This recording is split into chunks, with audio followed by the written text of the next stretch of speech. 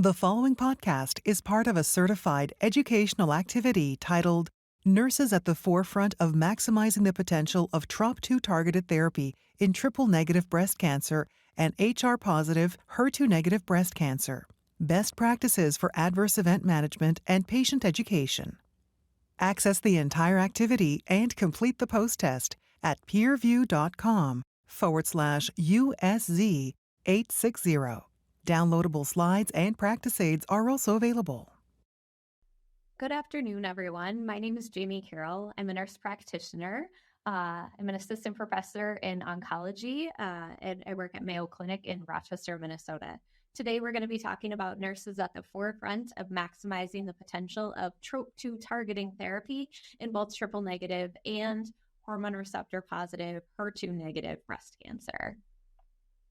The goals of our talk today are going to be augment your knowledge of both structure, mechanism of action, efficacy and safety profiles, and the evolving roles in TROP2 targeting ADCs, improve your ability to recognize, prevent, and manage adverse events associated with TROP2 targeting ADCs, and enhance your skills in implementing best practices for patient education and provision of team-based, patient-centric, and equitable care to all patients, all with triple-negative and hormone receptor-positive and HER2-negative metastatic breast cancer. First module today is going to be TROP2 targeting antibody-drug conjugates in both triple-negative and hormone receptor-positive HER2-negative breast cancer. We're going to understand antibody-drug conjugate basics and the latest advances on the treatment landscape. So first, let's talk through antibody-drug conjugates. We're going to understand the composition and the structure. So I want to bring your attention to the left side of the screen and that green wrench-like structure. That is your antigen. So your antigen is here. It is expressed in the tumor, but there is limited expression in normal tissue. And so what happens is this antigen is very efficient at internalizing the antibody-drug conjugate once it has binded with the antigen. When you look at the center of the screen, the purple structure, that's the antibody-drug conjugate. In the bottom left is your drug or payload, which is a cytotoxic, very potent structure. And examples of that is your microtubulin inhibitor and then also DNA damaging agents. So we'll talk a little bit more about the differences in the drug to antibody ratios on the next slide. But the cytotoxic payload are attached to the linker, which goes to the other side of the screen. And the linkers are both either cleavable or non-cleavable linkers. And so cleavable linkers are versatile and they're widely used in antibody-drug conjugates. The cleavable linkers are used to disengage the cytotoxic drugs in response to environmental changes. They're stable until they're internalized using that antigen into the tumor cell, and then they're released by the cytotoxic payload into the tumor cell. And then finally, you have the antibody. So the antibodies have a high affinity for the antigen, and then they're used kind of as the guidance structure for the whole antibody-drug conjugate. So next, we're going to talk about targeting TROP2. So there are two antibody-drug conjugates that target TROP2 specifically, and that is sacituzumab govitecan and datopotamab deruxtecan, or we call that Dato-DXd.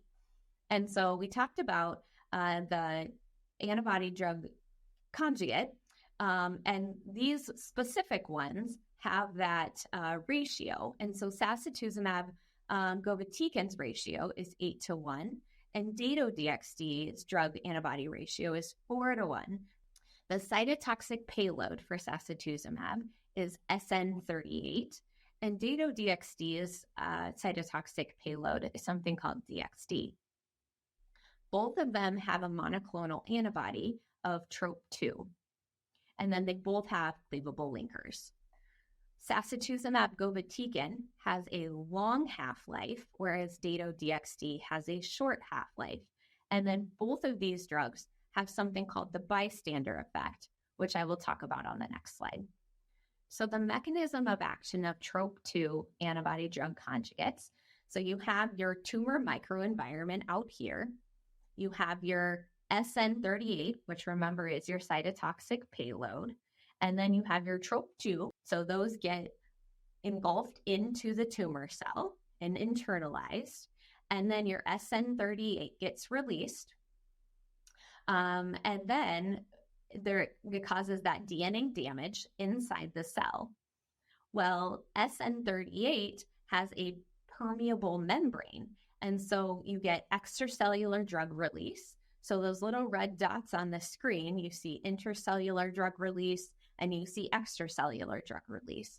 And so because there's that that permeable membrane and you get extracellular drug release, you get damage to nearby tumor cells and they're a bystander effect. So you get death of cells nearby and then also the death of the tumor cell where that antibody drug conjugate got internalized.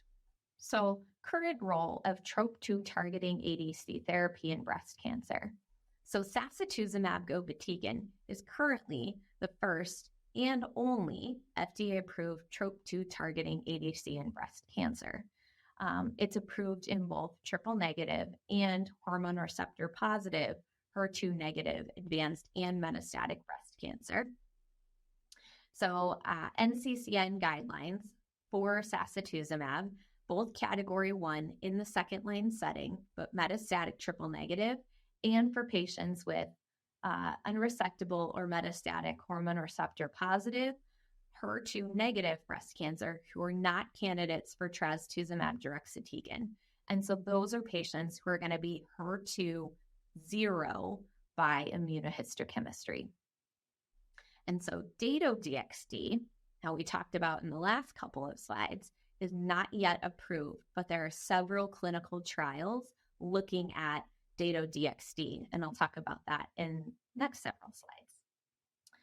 So ASCENT was a phase 3 clinical trial looking at sacituzumab govitecan versus physician's choice chemotherapy.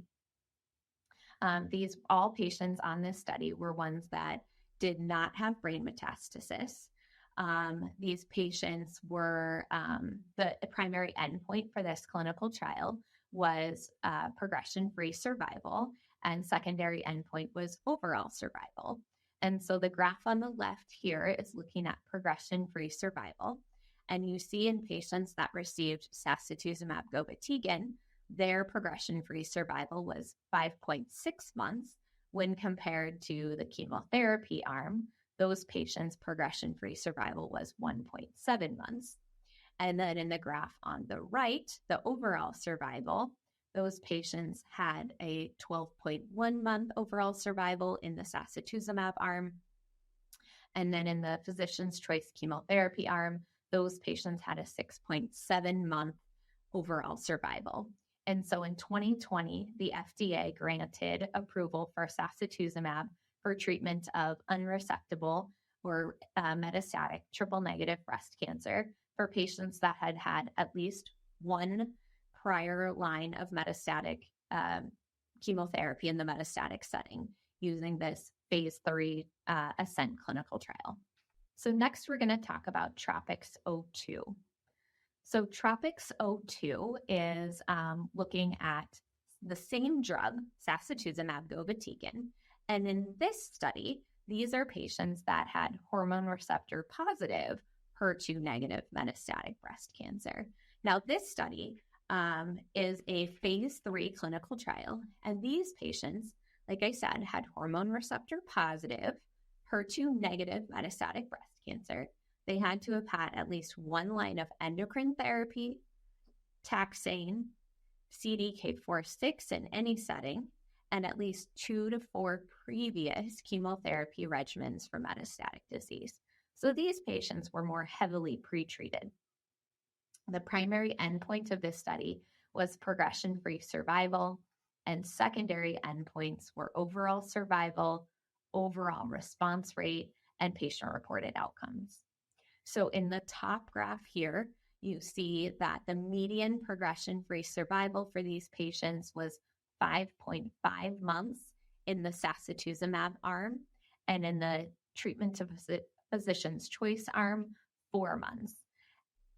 The other important thing that you look at is as you look at the specific landmarks as you go out at the 6-month, 12-month, and 18-month mark, sacituzumab continues to perform better than physician's choice chemotherapy. And a higher proportion of these patients remain alive and progression-free at each one of these landmarks.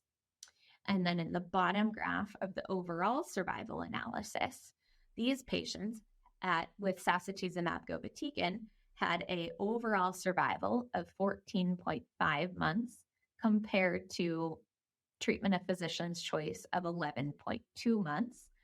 And same as the progression-free survival graph, these patients continued to have better overall survival in the sacituzumab arm than the ones on the chemotherapy arm, and had a 21% reduction in risk of death.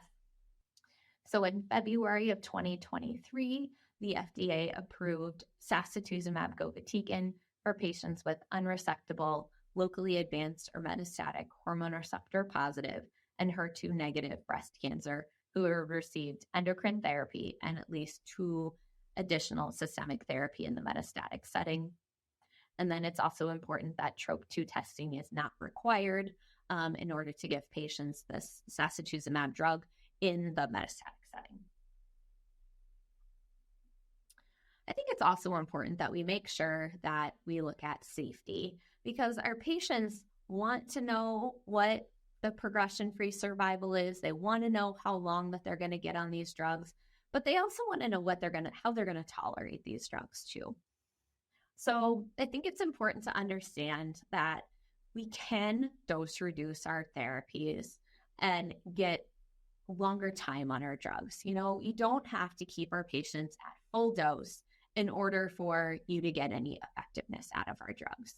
So looking at TROPiCS-02 safety data, you can see that there were a significant number of patients that had dose delays or dose reductions, but only a small percentage of patients, the N number was 6 here, 17%, AEs led to treatment discontinuation.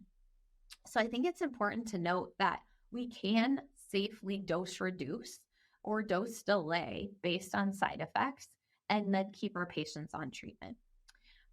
We also need to point out that there were a small number of deaths related to treatment, but it's important that we point that out too so our patients are aware. The most common grade 3 or greater treatment-related adverse events were neutropenia at 52%, diarrhea at 10%, and anemia at 7% in the sacituzumab group. The other thing that I think is important is sometimes as providers, we focus on the side effects that are important to us. So we are focused on neutropenia. We know that in order to give our patients treatment, we look at their counts. We know that you have to have their absolute neutrophil count at 1.5 for day 1 and 1.0 for day 8. And that's something that's important. But for our patients, they're focused on how they're going to feel. So what's the quality of life going to be? So they want to know, how am I going, the diarrhea? Please tell me about that. What do I need to do to monitor for the diarrhea? What medications do I need to feel better? The other thing that I think is really important with this study is to know that these patients have hormone receptor positive, HER2 negative breast cancer. So previously in the ASCENT study, those patients were triple negative, right? So those patients had had previous chemotherapy. So patients with chemotherapy are used to losing their hair. They had gotten chemotherapy before and understand that with that comes alopecia. But our patients that have had hormone receptor positive breast cancer may have gotten endocrine therapy, they may have gotten CDK4/6 inhibitor, and typically with those, they might have had some hair thinning, but usually it's a grade 1. These patients probably have not had complete hair loss. And now with this drug, studies show, and if you look at this graph here, alopecia, any grade is 48%. Well, we know with alopecia, grade 1 means you've lost less than 50% of your hair. Grade 2 means you've lost greater than 50% of your hair. There's no grade 3 or greater with alopecia. So it's important that we're upfront with our patients and we discuss things that are important to them. So we care about being able to safely treat with neutropenia, with anemia. We do care about diarrhea, but for them, they want to know the quality of life things, and they also want to know about hair loss. And so it's important that we talk to them about alopecia, how quickly we expect them to lose their hair, and then we talk to them about cranial prosthesis or wig prescriptions. And I'll talk a little bit more about that in later slides. But I wanted to touch on that because this is probably the first time that your patient's going to experience hair thinning or hair loss, and it's important to bring it up. So next, I'm going to talk about a clinical trial of a drug that's not FDA approved. So this is the TROPION-Breast01 clinical trial. So this is a phase 3 clinical trial looking at that Dato-DXd drug. And so this is looking at Dato-DXd compared to investigator's choice chemotherapy in patients with metastatic hormone receptor positive and HER2 low or HER2 negative breast cancer who have previously progressed on or are not candidates for endocrine therapy. So in this study, they were looking at, they had dual primary endpoints of progression-free survival and overall survival. So the median progression-free survival for this study was 6.9 months on Dato-DXd and 4.5 months on investigator's choice chemotherapy. So overall response rates here, you can see that overall response rate for Dato-DXd is 50% greater than with investigator's choice chemotherapy. The N number is very similar with the two groups. So they had the same number of individuals on Dato that they did with the chemotherapy arm. They had a very, very small number of patients that had a complete response, but most had a partial response to these drugs. This data is not yet mature, so there's not a overall survival yet. It's not yet been met, but median follow-up at this point is 9.7 months, but trend is favoring Dato-DXd with a 95% confidence interval with continued planned analysis for overall survival. And then similar, we want to make sure that we know side effects of Dato-DXd in TROPION-Breast01. So similar to sacituzumab, there is some anemia and neutropenia. Thankfully, it is more lower grade. There is GI toxicity in the form of nausea, vomiting, and constipation. There's also some fatigue. Thankfully, that is also more grade 1, grade 2. But there's also different side effects in Dato-DXd than there is in sacituzumab. And I wanted to take a minute and point those out. So one thing that's emerging with Dato-DXd is more ocular toxicity. Most of it is dry eye, and it is mostly lower grade, but we're seeing this ocular dry eye toxicity. And then we're also seeing higher levels of stomatitis. So if you look at the graph here, you're seeing that there are 23 patients, or 23%, 6 patients that had grade 3 stomatitis. And so I think that's really important that we know going into prescribing Dato-DXd for patients so that we have close monitoring and screening for stomatitis for our patients. And then the other thing to point out is the alopecia. So that's very similar to the sacituzumab, where you have a high rate of hair loss. And then also we need to pay close attention to the interstitial lung disease. And I think that is similar to not just the TROP2 antibody drug conjugates, but all of the antibody drug conjugates, we're seeing interstitial lung disease. So we'll talk about that more in future slides. So this slide here is talking about more phase 3 clinical trials that are looking at TROP2 antibody drug conjugates in breast cancer. So there are several trials, we've listed 5 here, looking at localized stage 4 breast cancer in all subtypes. So there's hormone receptor positive and there's triple negative subtypes. And they're looking at both sacituzumab and Dato-DXd compared to chemotherapy. And then some of these trials also have immune checkpoint inhibitors. And so I also want to point out that it's very important that you have a clinical trial discussion with your patients. You want to make sure that you are letting them have informed consent, that you are giving them all options that you have, whether it's standard of care or clinical trials, and that you're not assuming that your patient would not be interested in a clinical trial, or you're not making that decision for them. That if that's an option for you, for them, that you are laying the options out and having that discussion. The next module that we're going to talk about today is maximizing the potential of TROP2 targeting ADCs in breast cancer. We're going to talk about equitable care, adverse event management, and patient education.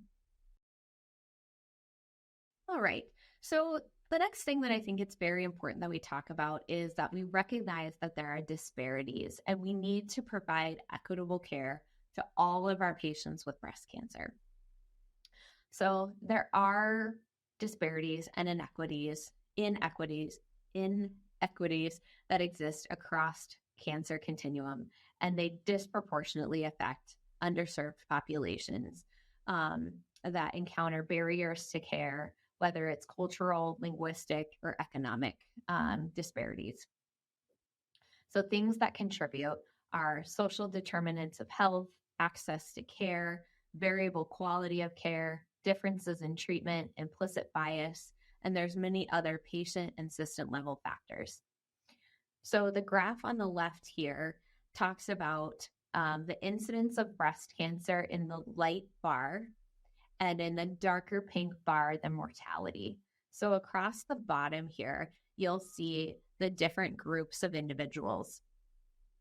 So the left side, heading to the right, is non-Hispanic white, non-Hispanic Black, American Indian or Alaskan Native, Hispanic Latina, and Asian and Pacific Islander. And you can see that the incidence is high among certain populations, but then mortality is disproportionately higher as well. So Black women have lower rates of diagnosis of breast cancer than white women, but are diagnosed at a younger age, at a later stage, and have more aggressive forms like triple negative breast cancer and have the highest death rate among all of the populations listed in the graph on the left. Racial and ethnic minorities are more likely to experience delays in therapy and are less likely to obtain adequate treatment and are significantly underrepresented in clinical trials. So it goes back to the discussion where we need to discuss all potential therapies with our patients, including clinical trials, and let the patient decide what is the right treatment for them. So in the phase 3 ASCENT trial, there were 12% of patients that self-reported their race as Black. And if you look at the bottom of this slide here, you'll see the safety and the intent to treat population reporting as the Black race. And they're saying that the most common treatment-related events are the same as they're consistent in looking at the full trial population. And so it should be, once again, considered that all patients should be considered for sacituzumab govitecan, and all patients should be considered for all of our treatments, regardless of race. And so this slide here depicts that there is no difference in the safety depending on someone's race. This slide here is talking about overcoming disparities in breast cancer clinical trial participation. So clinical trial participants should reflect the diversity of the general population, but racial and ethnic minorities are underrepresented in clinical trials, and Black patients represent only 4 to 6% of all patients in clinical trials. The Metastatic Breast Cancer Alliance group did a project called Become, which found that 8 out of 10 Black patients living with metastatic breast cancer would consider participating in clinical trials. However, only 36% receive as much information as desired. 67% want information from a person with the same racial or ethnic identity.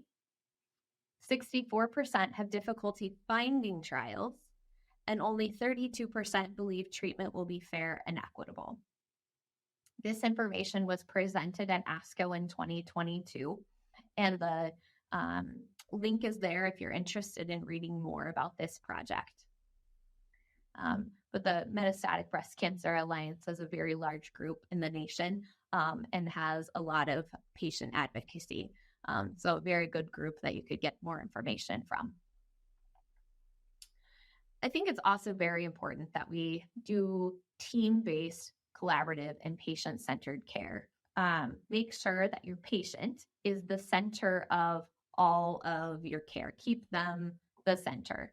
So utilize your multidisciplinary care team. So whether you have nurses on your team, pharmacists on your team, you have a physician, other NPs or PAs, whether you have rehab, you have social work, you have palliative care providers. There are so many other multidisciplinary care members, but we want to make sure that we stay patient-centered and focused on them with all of our interactions. Next, we're going to go towards some case studies. So the first case study is a 68-year-old woman with a history of invasive carcinoma of no special type. She had upfront surgery, and her tumor was a T2N2. It was a grade 3, hormone receptor positive, progesterone receptor positive, and HER2 negative. She received adjuvant chemotherapy, radiation, and then an adjuvant aromatase inhibitor for 4 years, but then she had to stop due to arthralgias or joint pain. Unfortunately, 5 months later, she developed some right hip pain. Imaging revealed some lytic bone lesions. She had staging scans, which also picked up some liver lesions and then those bony lesions involving the spine, the hip, and ribs. Biopsy of the liver showed estrogen receptor positive, progesterone receptor positive, and HER2 negative metastatic breast cancer. They also checked for somatic testing with BRCA1 and 2, and those were negative. Her local oncologist started her on therapy. She received fulvestrant and a CDK4/6 inhibitor, and she was on that therapy for 26 months before she started developing progression. Thankfully, she was asymptomatic from that progression in the bone, but she also had a new 1.5 centimeter liver lesion. She had some circulating tumor DNA testing, so a blood test, which revealed a new ESR1 mutation. She was appropriately switched to elacestrant, but then had progression and was switched later to exemestane and everolimus, and then with more progression to capecitabine. Her disease has continued to progress, and further therapy is indicated. She had an additional liver biopsy, and the disease continues to be estrogen receptor positive, and her HER2 by immunohistochemistry is 0. The following treatment options were considered and discussed with the patient. They discussed antibody-drug conjugate with sacituzumab govitecan, Dato-DXd, trastuzumab deruxtecan, chemotherapy, or clinical trial participation. If you are sitting in front of the patient, how do you describe antibody-drug conjugates to a patient in simple terms? I think that's really important that we're able to describe things to our patients so that they understand what we're saying. How I tend to describe an antibody-drug conjugate to a patient is I describe it sort of like a chemo bomb. I say you have a cytotoxic chemo-like drug that's wrapped with another drug, and it's delivered directly to the cancer cell, and then it releases it inside the cell. And so because it's very targeted, there are less systemic side effects than you would get with just traditional chemotherapy. But I try to be careful that patients don't think that this means no side effects, because we know from prior slides that there are still side effects, but with how the genetic makeup is of the antibody drug conjugate, it's delivered more targeted to that cell. The other thing that I do is I watch my patient's body language. I watch how they are looking at me, how they're writing things down. And then I do stop frequently when I'm doing education, because I want to make sure that they understand what I'm saying. And then I have them repeat back to me, because there are times where patients say, yes, I understand. But if they don't repeat things back to you, then you don't have any way of knowing if they truly understand or not.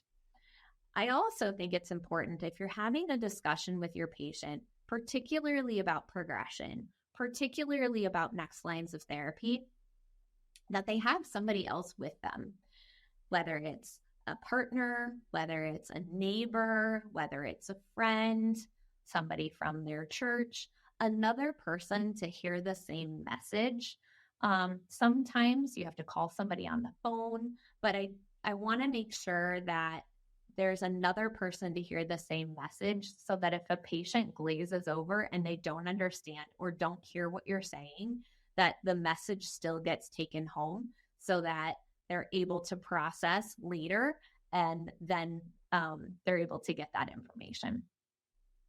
If there really is a barrier and you really feel like maybe now is not the time, then I will schedule a follow-up appointment so that we can hit pause on the discussion today and have a follow-up appointment to understand things later. All right, so case 2. This is a 54-year-old who presents to your clinic after having a lumpectomy and radiation for a pathologic T2N0 triple negative breast cancer. She received adriamycin, Cytoxan, and Taxol chemotherapy. She noticed shortness of breath, which prompted imaging that revealed pulmonary and liver lesions. She had a CT-guided biopsy, which revealed metastatic breast adenocarcinoma. It was ER negative, PR negative, and HER2 negative. You tested PD-L1, that was also negative. And then it was BRCA wild type. The patient started carboplatin with an area under the curve of 6, and she progressed after 5 months. The next treatment recommendation is sacituzumab govitecan. So let's discuss. How would you talk to your patient and educate them about what to expect from treatment, including potential side effects? All right. So as we discussed earlier, it's really important that you discuss side effects with the patient on things that are important to them, and then things that could delay their care, things that we care about as providers, but are also very important to talk about. So it's important for patients to know that sacituzumab govitecan can reduce their counts. It can cause decrease of their white blood cell count. It can decrease their hemoglobin. It can cause nausea. It can cause diarrhea, fatigue. It will cause hair loss. And then decreased appetite also goes along with it, as well as changing of some other of the metabolic panel. The graph or the box down at the bottom here kind of breaks down things in a little bit easier format to understand. So, if you can give your patients patient education, I think it's important for patients to know what they need to tell you about versus things that they can journal and let you know when they come back to clinic. Because I think some patients will tell you about everything, and then other patients aren't sure, they don't want to bother you. And so they don't tell you about anything. And then they come back to clinic and you think, shoot, why didn't you tell me this? So it's important to let patients know what side effects you want to know about versus ones that are okay to tell me when you come back to clinic. So this graph at the bottom is very helpful to let patients know and to differentiate between those. I think it's also important that your patients know who the care team is, so that if you're talking to them about your sacituzumab govitecan and you're saying, reach out, let me know when you're having side effects. I'd like to introduce you to my nurse, Sue. And then you go get Sue and have your patient meet Sue, because then they have the face with the name and then that warm handoff. So they know when they're sending in a message that they're communicating with Sue and that Sue knows them and Sue cares about them. So I think that's important to open those lines of communication so that patients feel comfortable communicating with you. All right. So this is our same 54-year-old patient who we started on sacituzumab. So this patient comes back, cycle 2, day 1. You draw their labs, and they have an absolute neutrophil count of 800. Thankfully, afebrile, so no fever. All right, now what? Okay, so let's look at the box upper left. So our patient has an ANC of 800. So her ANC is less than 1500 on day 1 of any cycle. So that's easy. We have to hold treatment. So we're going to need to hold treatment until her ANC comes back greater than 1.5. So if this is the first occurrence, then we're just going to hold until it comes back less than or equal to a grade 1. If this is the second or third occurrence, then we might need to dose reduce. So remember, sacituzumab is 10 milligrams per meter squared. So if you need to dose reduce, your first dose reduction is 7.5 milligram per meter squared. Second dose reduction is 5 milligram per meter squared. And so you just follow this algorithm here to determine what you need to do, whether you need to hold the treatment, whether you need to dose reduce the treatment, or do you need to start giving your patient some sort of immune support based on her counts. So for this patient, we're going to hold and wait for it to bounce back up. So here is a nice graph for those dose mods. So it's important to discuss dose modifications with patients experiencing AEs. I think sometimes patients are hesitant because they think less drug means less effective. But I try to describe to my patients that we're just trying to find the right dose for you. And it doesn't necessarily mean less drug means less efficacy. So this graph here just kind of walks through your grade 3, grade 4 neutropenia, what you need to do. Do you need to dose reduce, or do you need to administer some sort of colony stimulating factor? All right. So same patient, fortunately, gets her treatment, comes back next cycle, and has grade 2 diarrhea. So now what do we do? So I think it's important that we know when you put somebody on sacituzumab govitecan, you need to know what their baseline number of stools are per day, because the CTCAE is based on what their baseline stools are per day.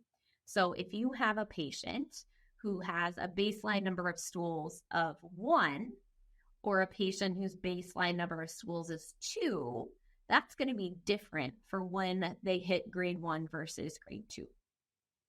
So for this patient, the chart said she had a grade 2 diarrhea, which means this patient has between 4 and 6 loose stools a day above her baseline.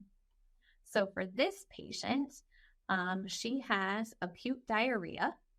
We're going to say that hers was a delayed onset, because onset during the infusion is not what she had. She didn't have diarrhea while she was getting this sacituzumab. Her diarrhea was when she was at home. So the 3 weeks during the cycle when she wasn't here is when she had her diarrhea. So that was delayed onset. So during our teaching, we had told her about her loperamide, but she picked it up, but then forgot about it. So we need to remind her that you have loperamide at home, and we need to institute a plan on when to take the loperamide and how many she can take. I really encourage my patients to get tablets of loperamide versus capsules, because patients are very worried about flipping to constipation. And so if they have tablets of loperamide, they can break them in half and take 1 milligram instead of 2 milligrams. And so based on somebody's pattern of stools throughout the day is how I tell them how to take their loperamide. Oftentimes I have them take 1 2 milligram tablet right away in the morning, and then it will take either a half or 1 tablet after each stool. If they are flipping into constipation and that is problematic for them, then we will alter their dosing. But I like them to journal and keep track of their bowel movements at home so that we can tweak and alter this for them. I really want this to be based on this individual patient. I don't do a blanket, this is how it works. If you're on sacituzumab, this is how you do your loperamide. I do it based on the individual patient. So these are other sacituzumab dose modifications for other non-neutropenic toxicities. So the first occurrence, second occurrence, and how you dose reduce the sacituzumab. So other management of treatment-related adverse events. So if someone's having hypersensitivity, you want to make sure that you're looking at your pre-infusion medications, closely monitor them for at least 30 minutes after the completion of their infusion. For my pre-infusion medications, I will give my patients acetaminophen, dexamethasone, diphenhydramine, ondansetron, and fosaprepitant to make sure that they're not having hypersensitivity and then delayed nausea vomiting.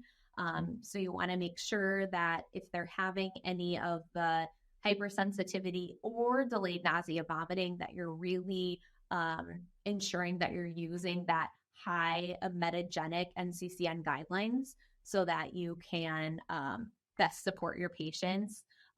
Obviously, you want to make sure that you are looking at their allergies first so that you're not giving them something that they're allergic to.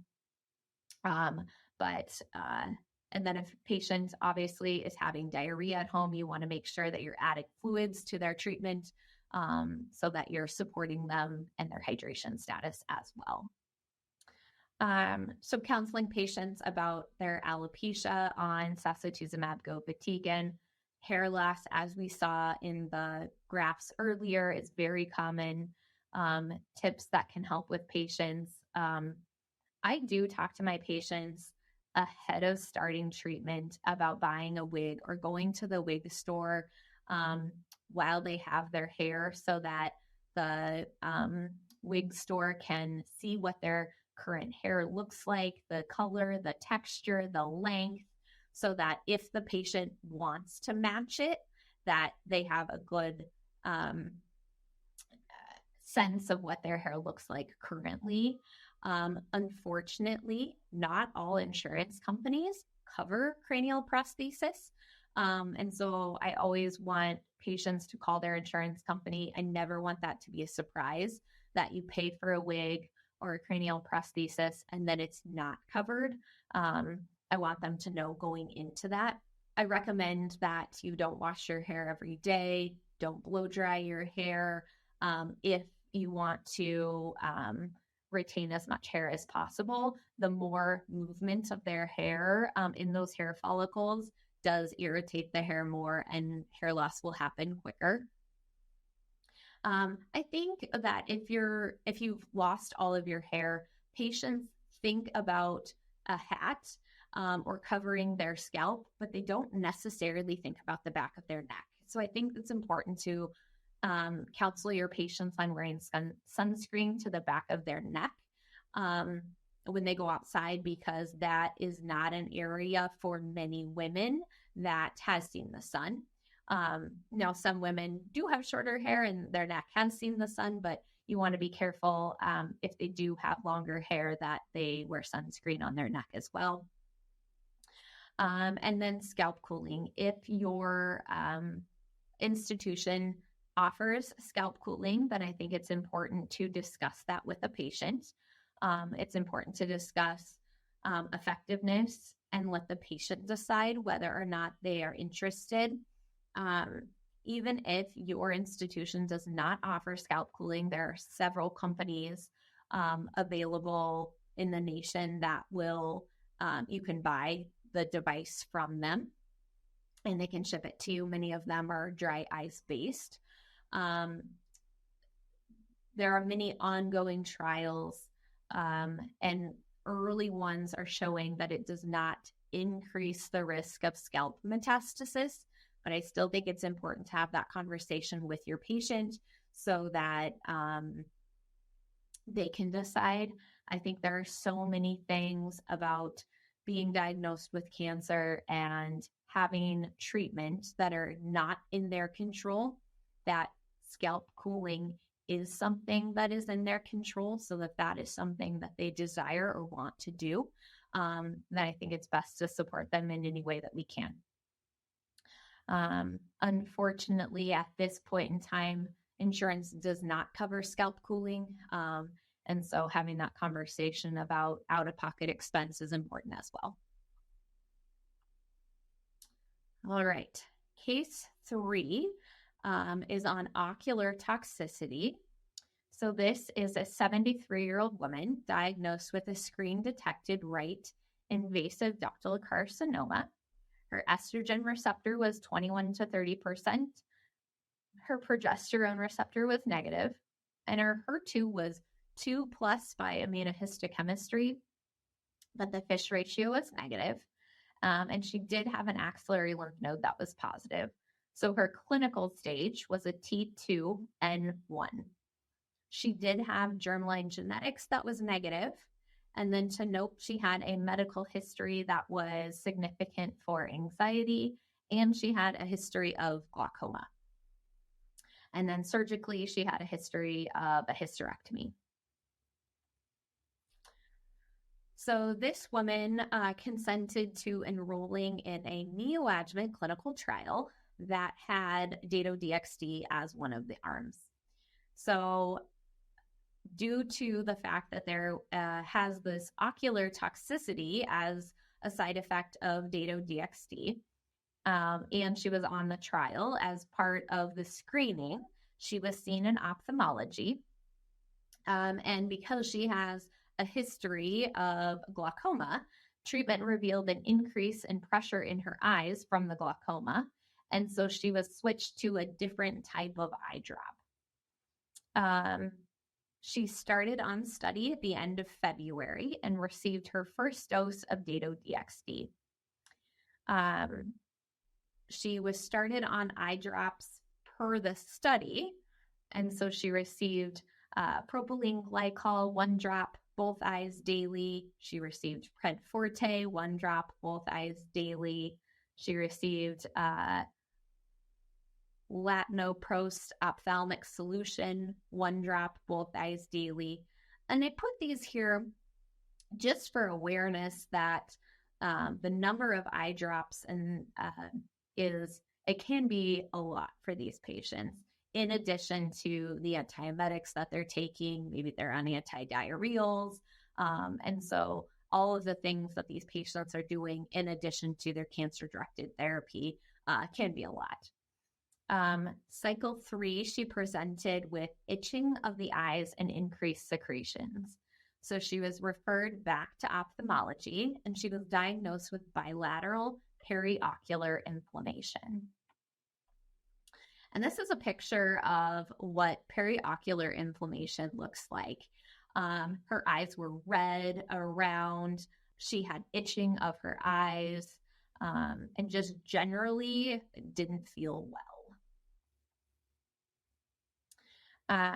So we included the common terminology criteria, the CTCAEs for ocular toxicity grading here. And so with Dato-DXd, majority of the ocular toxicity is dry eye, but patients can also get keratitis, they can get ulcers, they can get decreased or blurred vision. And so we included here and all the grades just for your awareness here. And so ocular events management side effects here. So step 1 is prophylaxis. So start with artificial tears 4 times a day and can increase. And then if a patient has increase in any of their ocular toxicities, then you want to ensure accurate diagnosis. So send them to ophthalmology for that assessment and then manage. So ensure that they're adhering to their guidelines, regardless of the grade of ocular toxicity that they have. But if it's grade 1, no change in their Dato-DXd dose. Grade 2, you want to be able to delay and until it's resolved. Grade 3, consider delaying and dose reducing. And then if it's a grade 4, you're going to want to discontinue. And then I want to make sure that we touch on interstitial lung disease and pneumonitis. Like we talked about, this is a serious side effect. It happens in a small percentage of patients, but it's serious when it happens. You really want to try to catch these when they're a grade 1, which is asymptomatic interstitial lung disease. So here's some questions that you can be asking your patients. Hopefully, when you've got a metastatic patient, you're going to be seeing them frequently. You're going to be asking history questions. You're going to be listening to their lungs frequently. So I think these are important questions and important assessment skills that we have as clinicians and providers to be assessing our patients and always looking for toxicities to our current cancer therapies. So management guidelines for ILD and pneumonitis. Number 1, you want to monitor. So that's looking at your CT of your chest, looking for any changes on the CT. And then obviously if a patient is having any changes, then you're going to want to take a step back and get a CT if they're having new dry cough, shortness of breath, anything that would prompt imaging. And then if they do have something, you're going to want to manage that. So then the graph on the right here under step 3, manage. those are indications there on what you do if you do find ILD or pneumonitis. And really the steps are you're going to hold drug, and then if they've got symptoms, then you're going to want to start systemic steroids. I really like this graph here, the 5 S's. We all remember things a lot easier when you've got easy things. So screen, scan, synergy, suspend, steroids. So if you take anything away from today, this is a good rules to remember to pick up ILD for your patients, and then what to do when you find them. And then finally, we talked a little bit about the Dato-DXd and how patients can develop stomatitis. So it's really important. So step 1, prophylaxis. So you want to make sure that your patients have good oral hygiene, that you are recommending daily use of a good steroid-containing mouthwash that they're using 4 times a day. And then you want to make sure that you are looking in their mouth so that you are monitoring and making sure that you're picking up on any changes, any redness, any ulcerations, and that you are dosing, holding treatment, and treating this appropriately. And then the bottom box here is how to manage if you are seeing these changes. And then any conclusions or takeaways from today, I think good management of any of these new side effects, particularly the ones that are new to manage. So the stomatitis is a newer side effect of these TROP2 targeting drugs. We want to really make sure that we're managing our ILD well. And then the ocular toxicity is a new one. So make sure that you are using your colleagues in ophthalmology because I don't know about you, but when I went through school, I didn't have a rotation in ophthalmology. So make sure that you've got your colleagues there so that they can do a good eye exam and help you out if you need help. Thank you, everybody, for joining today. I hope that there was some key takeaways that you were able to learn from and take to your practice, and have a great day. Thank you for listening. Download materials and complete the post test for instant credit at peerview.com/USZ860. This activity is supported by an independent educational grant from Gilead Sciences Incorporated.